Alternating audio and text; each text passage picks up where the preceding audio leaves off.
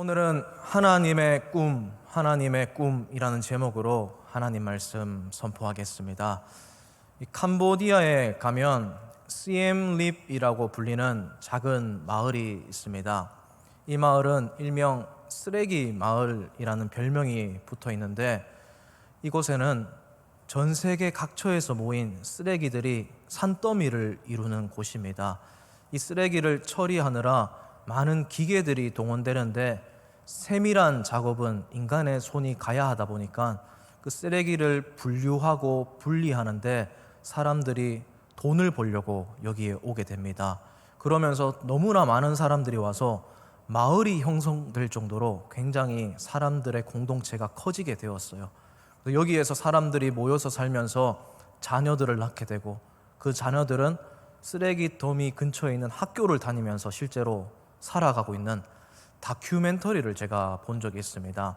그 다큐멘터리를 영상으로 보는데도 영상 속에서 악취가 난다고 여겨질 정도로 온통 다 쓰레기 더미더라고요. 집 안에도 쓰레기, 집 밖에도 쓰레기, 파묻혀서 완전히 살아가는데 너무나 마음이 안타까웠습니다. 제가 그 다큐멘터리 장면 중에 기억에 남는 장면이 있습니다. 이 취재진이 학교를 들어가려고 하는데 학교 앞에 한 아이가 울면서 안 들어가고 앉아 있는 겁니다. 그 우는 아이한테 이 취재진이 PD가 질문을 했습니다. 너 여기서 왜 울고 있니? 물어보니까 이 아이가 가슴 아픈 이야기를 하는 겁니다. 자기는 매일매일 학교를 다녀오면 엄마 아빠 일손 도와주느라고 학교 마치자마자 엄마 아빠 따라서 쓰레기 주우면서 그렇게 매일 밤까지 살아가면서 잠이 드는데, 아침에 일어나면 당연히 머리도 감고 다 씻고 나오는데 친구들이 학교 오는 길에 냄새 난다고 놀리더라는 겁니다. 그런 일들이 너무 반복되다 보니까 학교 안에 들어가면 분명히 친구들이 쓰레기 냄새 나는 아이라고 놀릴 것 같아서 무서워서 들어가기 싫어서 울고 있다는 거예요. 그리고 이 취재진이 너무 가슴이 아파서 사탕을 주면서 계속 취재를 이어갔습니다. 그러면서 이 아이한테 질문을 한 가지 하는데, 너는 꿈이 뭐니? 라고 물었습니다. 저는 당연히 꿈이 없다라고 말할 줄 알았습니다. 왜냐하면 오늘날 우리 한국에서 부유하게 살아가는 초등학생들한테 물어도 꿈이 뭐냐고 물으면 대부분 꿈이 없다고 말을 하거든요. 근데 그 아이는 꿈을 꿀 수 있는 상황이 아니지 않습니까? 쓰레기 더미에 파묻혀서 시궁창 같은 인생을 살고 있지 않습니까? 당연히 꿈을 꿀 수 없는 상황이라서 아무런 대답도 못할 줄 알았습니다. 그런데 신기하게도 이 아이가 눈이 반짝반짝거리면서 똑부러지게 캄보디아 말로 말을 하는 겁니다. 꿈이 있어요. 저는 의사가 되는 게 꿈이에요 라고 말을 하는 겁니다. 의사가 돼서 돈 많이 벌어서 엄마 아빠 도시에 나가서 살게 해주고 싶어요. 그리고 저는 여기에 다시 돌아와서 저처럼 힘들고 어렵게 사는 아이들 위해서 봉사하면서 살고 싶어요. 그렇게 대답을 하는 겁니다. 저는 그 아이의 대답을 듣고 저보다 강한 아이로 살아가고 있구나라는 것을 느꼈습니다. 그리고 오늘날 많은 사람들이 꿈을 꾸지 못하고 현실에 안주하거나 현실에서 어려운 일에 도태되어서 살아가고 있지 않습니까? 그런데 우리는 꿈을 품고 살아가야 됩니다. 꿈을 꾸어야 현실을 이길 수가 있는 겁니다. 꿈은 하나님이 모든 피조물들 가운데 인간에게만 주신 특별한 능력입니다. 꿈은 현실을 이겨나가는 힘을 줍니다. 꿈이 내 마음에 들어오고 내 삶에 녹아 들어와서 현실이 될 때 미래를 비상할 수 있는 힘을 제공하게 해주는 것입니다. 그래서 우리가 꿈을 꾸고 살아가며 꿈을 붙잡고 살아갈 필요가 있는 것입니다. 우리 사랑하는 성도님 여러분, 바라옵기는 2023년을 시작하시면서 우리에게도 하나님의 꿈이 내 꿈이 되는 은혜가 임하기를 주님의 이름으로 축복을 드립니다. 여러분이, 우리 모두가 현실의 막막한 가운데 살고 있을 때 그 꿈을 붙잡고 살아갈 때 그 꿈이 나의 꿈이 되고 하나님의 꿈이 나의 삶에 이루어져 갈 때 우리는 하나님의 영광을 보게 되는 것입니다. 오늘 그 부분에 대해서 설교를 하도록 하겠습니다. 우리가 오늘까지 에스겔 세 번째 시간을 맞이하게 됩니다. 첫 번째 시간에는 애굽이라는 나라의 심판에 대해서, 그리고 지난번 시간에는 에돔이라는 나라의 심판에 대해서 교훈을 들었습니다. 오늘 본문은요, 두 단락으로 나뉘어집니다. 이 39장은 전반부와 후반부로 나뉘어져 있습니다.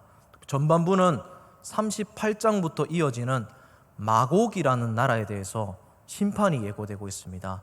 이 마곡이라는 나라가 정확하게 어떤 나라인지에 대해서 단서가 많이 제공되지 않기 때문에 알기가 어렵습니다. 에스겔 오늘 본문과 나중에 요한계시록에만 나올 뿐입니다. 그래서 정확하게 무슨 나라에 대해서 하나님이 멸망을 예고하고 계신지 모르겠지만 성경 전체의 문맥을 봤을 때 한 가지 확실한 것이 있습니다. 그것은 이 마곡은 보이지 않게 하나님과 하나님의 백성들을 갈라놓길 원하는 적대적인 세력을 상징하고 있다는 겁니다. 사랑하는 성도님 여러분, 이 세상에는 보이는 세계만 있는 것이 아닙니다. 보이지 않는 곳에서 하나님과 우리 사이를 갈라놓으려고 하고 하나님의 백성들을 무너뜨리려는 세력이 있다는 사실을 우리는 기억할 필요가 있습니다. 비록 그 세력이 힘이 강해 보이고 득세하는 것 같이 잠시 보일진 모르지만 하나님은 결국 그 원수들을 물리치실 것이고 하나님의 백성들을 하나님의 길로 인도하시고 승리의 길로 인도하신다는 사실 또한 우리가 기억하시길 바랍니다. 그 사실을 우리에게 교훈하고 있는 것입니다. 오늘 본문 후반부는 우리가 읽은 21절부터 시작합니다. 이 21절 말씀은 이스라엘의 예언에 대해서 예고하고 있습니다. 그래서 39장 말씀의 제목을 보시면 이스라엘의 회복이라는 제목이 붙어 있는데 바로 이 후반부 때문입니다. 즉 39장은 전반부는 심판, 후반부는 회복에 대해서 예언하고 있는 겁니다. 전혀 어울리지 않는 말씀이 한 장에 함축되어져 있습니다. 그런데 이것은 다른 말씀이 아닙니다. 하나의 말씀입니다. 동전의 양면과 같습니다. 왜냐하면 결국 하나님께서 심판을 주시는 목적은 회복이 목적이기 때문입니다. 하나님의 목적은 멸망이 아니라 하나님의 백성들을 회복시키기 위함임을 우리는 기억해야 할 것입니다. 마치 산의 터널을 뚫는 것과 같습니다. 산의 터널을 뚫을 때 산이 진동을 하지만 결국 빛이 보이게 되는 것처럼 하나님이 심판을 주실 때 그 길 끝에는 회복의 빛이 결과적으로 있게 되는 것입니다. 하나님은 심판처럼 보이는 것들을 결국 회복의 기회로 삼길 원하신다는 사실 또한 우리 모두가 기억하시기를 주님의 이름으로 축복을 드립니다. 그래서 심판처럼 보이는 것들 앞에서 하나님께로 돌아갈 필요가 있습니다. 그것은 하나님께로 돌아가는 회복의 기회가 되기 때문입니다. 그런 의미에서 오늘 말씀을 보면요, 하나님이 어떻게 이스라엘 백성들이 회복할 것인가에 대해서 아주 상세하게 기록하고 있는데 먼저 우리가 25절 말씀을 한번 보면 좋겠습니다. 25절 말씀에 하나님께서 어떤 회복을 주실 것인지 잘 나와 있습니다. 제가 읽어드리겠습니다. 그러므로 주 여호와께서 이같이 말씀하셨느니라. 내가 이제 내 거룩한 이름을 위하여 열심을 내어 야곱의 사로잡힌 자를 돌아오게 하며 이스라엘 온 족속에게 사랑을 베풀지라. 아멘. 결국 하나님의 사랑을 보여주시겠다 말씀하는 겁니다. 포로로 잡혀가 있는 이스라엘 백성들을 돌아오게 하시면서 하나님의 사랑을 느끼게 해주겠다, 하나님의 사랑의 회복을 약속하고 있는 것입니다. 또 이어서 어떤 회복을 말씀하고 있으신지 26절 말씀에 있는데 26절 말씀도 제가 읽어드리겠습니다. 그들이 그 땅에 평안히 거주하고 두렵게 할 자가 없게 될 때에 부끄러움을 품고 내게 범한 죄를 뉘우치리니. 아멘. 이번에는 하나님이 평안히 거주하는 평화의 회복을 약속하고 있는 것입니다. 여러분, 이스라엘 백성들에게 평안, 이 샬롬이라는 것은 삶의 가장 큰 이슈였습니다. 지금 대한민국에서 우리나라 사람들끼리 인사를 주고받을 때 식사하셨어요? 점심 잡수셨어요? 이런 인사말 많이 하지 않습니까? 왜 그런 것입니까? 민족적으로 밥을 먹지 못했던 세월이 너무나 길기 때문입니다. 그만큼 힘들게 살았기 때문에 식사를 했다는 것 자체가 이 사람이 평안하게 잘 지냈구나 보장되는 인사말이 되기 때문이에요. 이스라엘 사람들의 인사말은요, 샬롬이었습니다. 지금도 샬롬으로 인사합니다. 평안하길 바랍니다. 왜냐하면 평안하길 바라는 것이 그 사람들의 이슈거든요. 역사적으로 이스라엘 백성들은 정말 많은 침략을 받았습니다. 늘 전쟁통에서 살았습니다. 그래서 평안하기를 바라는 것은 그들의 간절한 염원이었습니다. 지금 하나님은 간절히 원하는 염원을 이루게 해주겠다고 회복을 말씀하고 계신 겁니다. 샬롬으로 살게 해주겠다고 하나님이 약속하고 보증하는 말씀을 주고 있는 것입니다. 그런데 사랑하는 성도님 여러분, 하나님이 왜 지금 이스라엘 백성들에게 사랑을 경험하게 해주겠다, 평안히 거주하게 해주겠다 말씀하시는지 아십니까? 그들의 상황이 정반대의 상황이었기 때문입니다. 이 말씀은 미래적인 말씀입니다. 지금 그들의 상황은요, 전혀 사랑과 평안을 느낄 수 없는 상황이었습니다. 정말 처절하게 암울하게 살아가는 상황이었습니다. 에스겔 선지자가 활동했을 때 이스라엘 백성들이 어떻게 살아가고 있었는지 잘 보여주는 말씀이 에스겔 5장에 담겨져 있습니다. 우선 에스겔 5장 10절 말씀에 보면 아주 끔찍한 말씀이 적혀져 있습니다. 제가 한번 읽어드리겠습니다. 그리한즉 내 가운데에서 아버지가 아들을 잡아먹고 아들이 그 아버지를 잡아먹으리라. 감히 읽기도 너무 무서운 말씀입니다. 이스라엘 남유다 백성들 주위로 이방 나라가 쳐들어와서 성을 완전히 포위하고 있는 상황입니다. 나무도 지나갈 수 없어서 식량을 구할 수도 없는 상황이어서 전염병이 돌았고 자기들끼리 서로 잡아먹는 그런 끔찍한 인육을 먹는 그런 상황을 에스겔 선지자가 활동할 때 경험했습니다. 그런 끔찍한 상황인 것입니다. 그리고 12절 말씀도 당시 상황을 대변해주고 있습니다. 제가 12절 말씀을 읽어드리겠습니다. 너희 가운데에서 3분의 1은 전염병으로 죽으며 기근으로 멸망할 것이요 3분의 1은 너희의 사방에서 칼에 엎드러질 것이며 3분의 1은 내가 사방에 흩어버리고 또 그 뒤를 따라가며 칼을 빼리라. 아멘이 나오기 힘든 말씀이죠. 여러분, 3분의 1, 3분의 1, 3분의 1 세 개를 더하면 몇이 되겠습니까? 100%가 되는 겁니다. 3분의 1은 전염병이나 밥을 못 먹어서 죽고 3분의 1은 칼에 찔려서 죽고 3분의 1은 살아남지만 포로로 끌려가서 이리저리 유린당하면서 죽을 것이다는 아주 무서운 말씀인 거예요. 실제로 이스라엘 백성들의 역사가 그랬습니다. 다 멸망해버렸습니다. 다 태워져 버렸습니다. 즉 절대로 사랑을 느낄 만한 상황이거나 평안할 만한 상황이 아니었다라는 거예요. 사랑하고 평안하겠다고 하나님이 주시는 말씀 가운데 이 사람들의 현실은 정말 끔찍한 동족 상잔의 비극을 겪고 있고 침략의 비극을 겪고 있고 모든 것이 불태워지는 아무것도 희망이 없는 상황을 살아가고 있었다는 현실입니다. 사랑하는 성도님 여러분, 오늘날 우리의 현실은 어떻습니까? 우리의 현실은 사랑과 평안을 느낄 수 있는 만한 상황입니까? 제가 며칠 전에 이런 기사를 읽은 적이 있습니다. 한번 기사 제목을 한번 띄워주시길 바랍니다. 마음에 문 닫은 청년들, 방에 갇힌 고립 은둔자 서울만 13만 명. 이 기사 내용이 이렇습니다.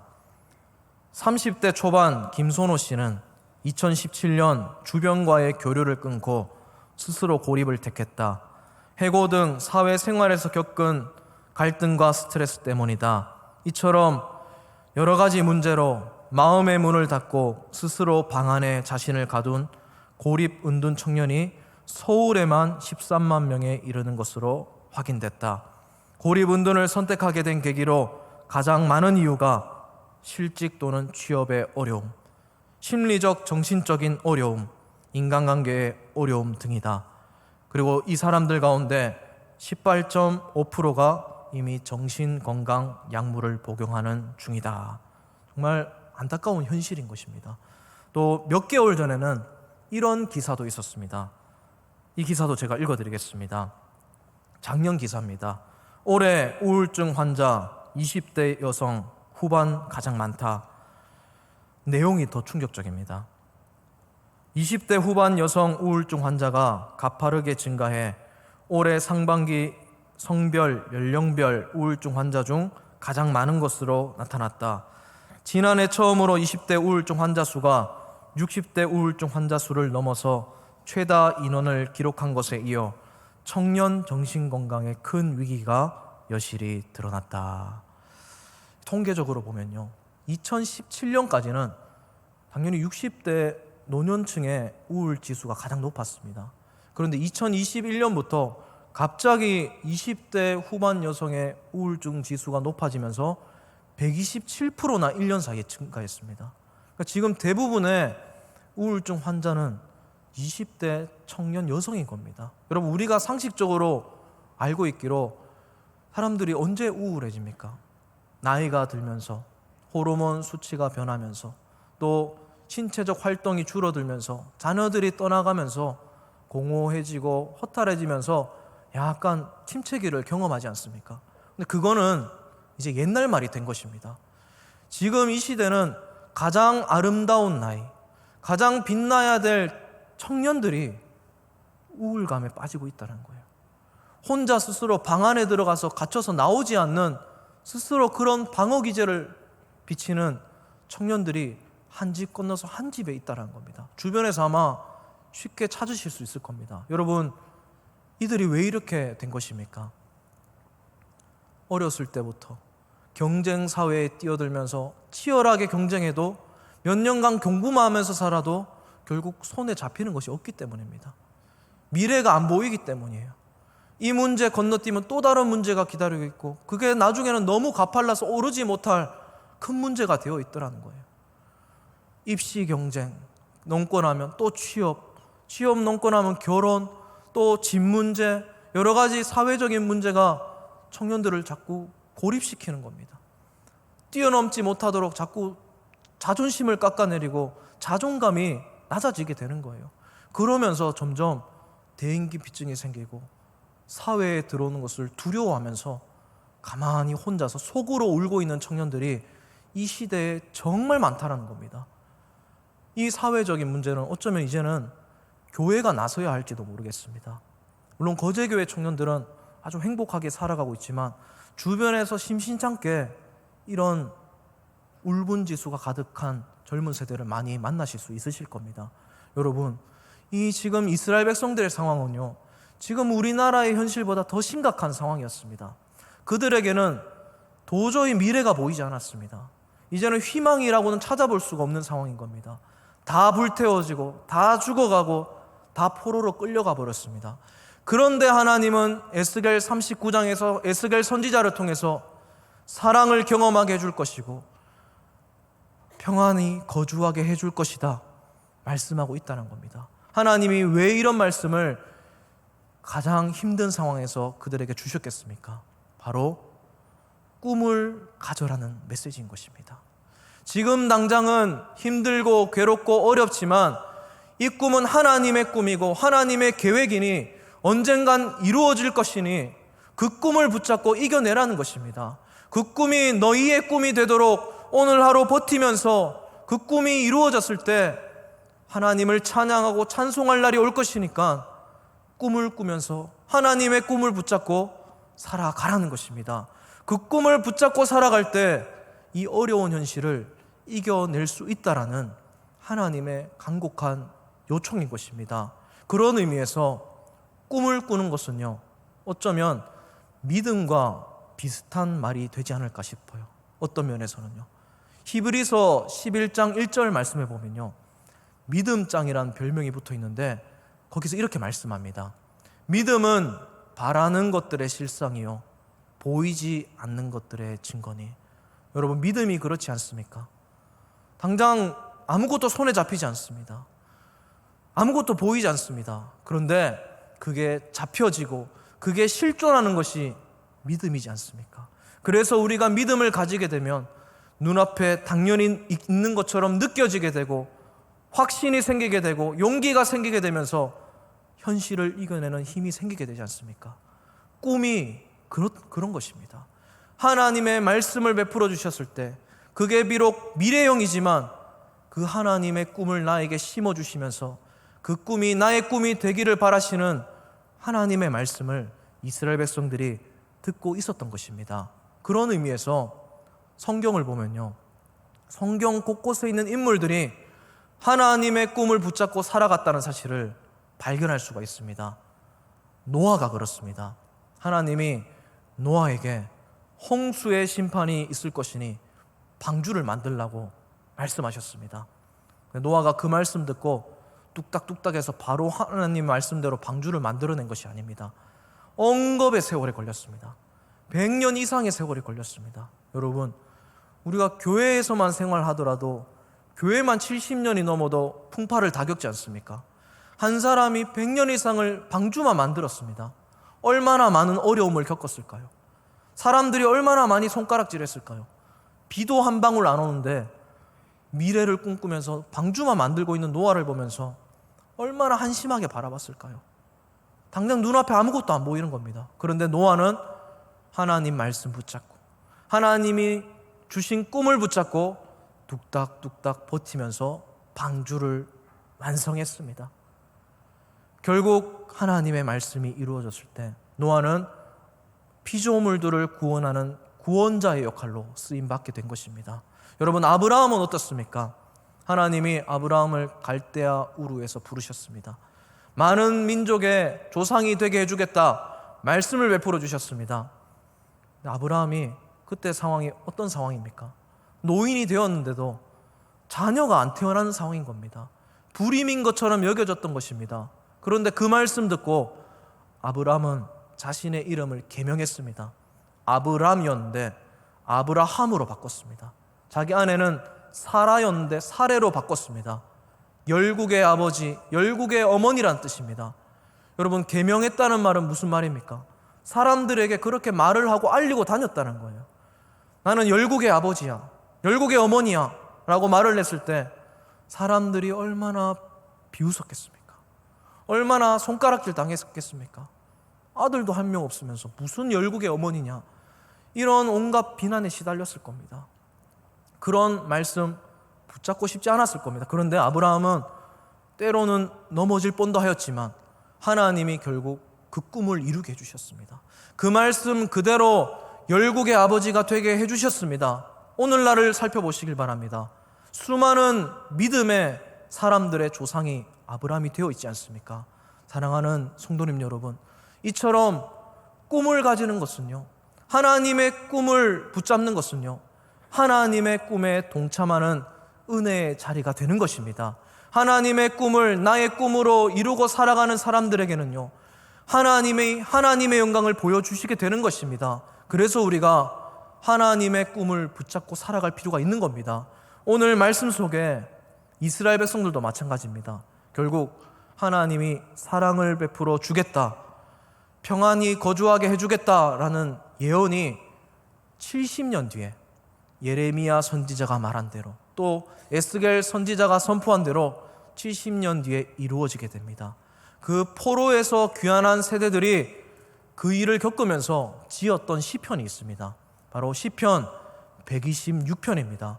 이 하나님의 꿈이 이루어지는 순간을 경험하면서 이 시편 126편에서 이들이 어떻게 노래하는지 우리 다 같이 한번 읽어보도록 하겠습니다. 시간 다 같이 한번 읽어보겠습니다. 시작. 여호와께서 시온의 포로를 돌려보내실 때에 우리는 꿈꾸는 것 같았도다. 아멘.